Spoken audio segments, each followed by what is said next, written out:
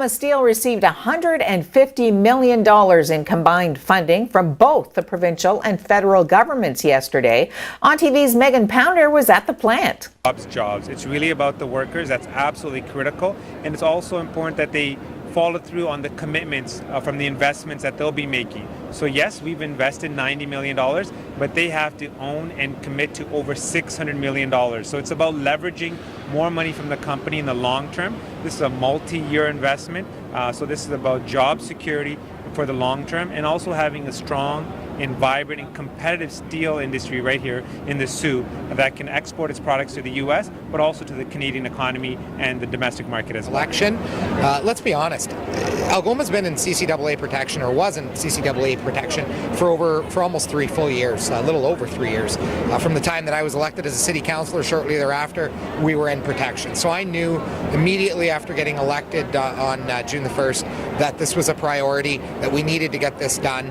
Immediately after forming government and determining who our minister was, as indicated by Minister Rickford in his comments earlier, I went immediately and spoke to him, spoke to the Premier, and said this has to get done.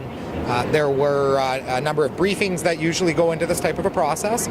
There was a bit of negotiating back and forth between Algoma's new ownership group, and I would kind of be running back and forth between that group and then running back to the cabinet group to see if we can work out a deal that was appropriate. It's good for the steelworkers, it's good for the industry, it's good for the supply chains, it's good for small and medium-sized businesses here in the community as well.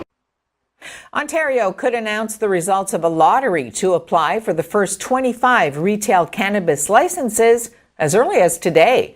Those seeking to open a pot shop in the province had from Monday to early afternoon on Wednesday to submit an expression of interest. The Alcohol and Gaming Commission of Ontario, which will regulate the province's retail cannabis outlets, has said it will pick the winners randomly today, with the results expected to be announced within 24 hours. Those selected through the lottery will have 5 business days to turn in their application, along with a $6,000 non-refundable fee and a $50,000 letter of credit. The licenses are being divided regionally, with 5 going to the east of the province, 7 in the west, 2 in the north, 6 in the Greater Toronto Area, and 5 in Toronto itself. Recreational cannabis can currently only be purchased legally in Ontario through a government-run website, with the first private store set to open on April 1st. The Progressive Conservative government had initially said it would not put a cap on the number of outlets, but later said it would begin with only 25 licenses due to what it called serious cannabis supply issues that had to be addressed by the federal government. The Sault Ste. Marie Police Service, the Sault Ste. Marie and Area Drug Strategy Committee, and Sault Ste. Marie and Algoma District Crime Stoppers announced the launch of the Meth Watch program yesterday morning. On TV's Megan Pounder has more. As one of the members of the strategy, some of us took on the role of investigating and developing a local rollout for the Meth Watch program. Now, methwatch.ca began in Ottawa and Vancouver, and it has rolled out in some other cities, but it had never rolled out in Sault Ste. Marie. So what we did is we took their information, contacted them, and asked them if we could use what they had already developed in the development of our own local flavor of this rollout. And of course, they gave us permission to do all of that. And so we've developed a process where we could have the information made available to businesses that would sell any of the components made in methamphetamine, that used in methamphetamine production. Well, meth is absolutely, crystal meth is a big issue in Sault Ste. Marie, as it is kind of swept across the United States and as well as Canada, along with the opioid issues we're having here. This is just another opportunity for us to do some education prevention within the community.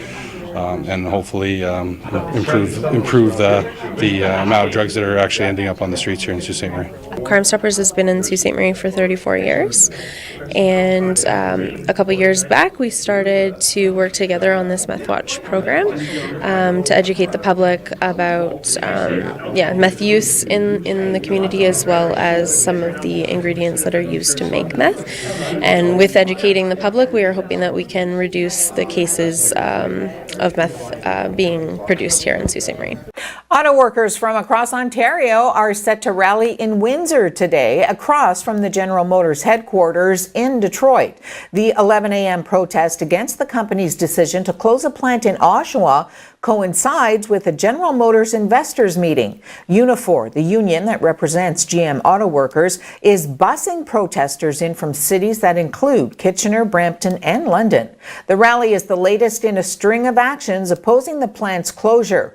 Earlier in the week, unionized workers at the Oshawa Assembly plant staged 2 work stoppages to protest their employer's decision to close that facility. The protest came after Unifor President Jerry Dias sat down with GM on Tuesday to talk about proposals the union had made to extend the life of the Ontario plant, but came away empty-handed.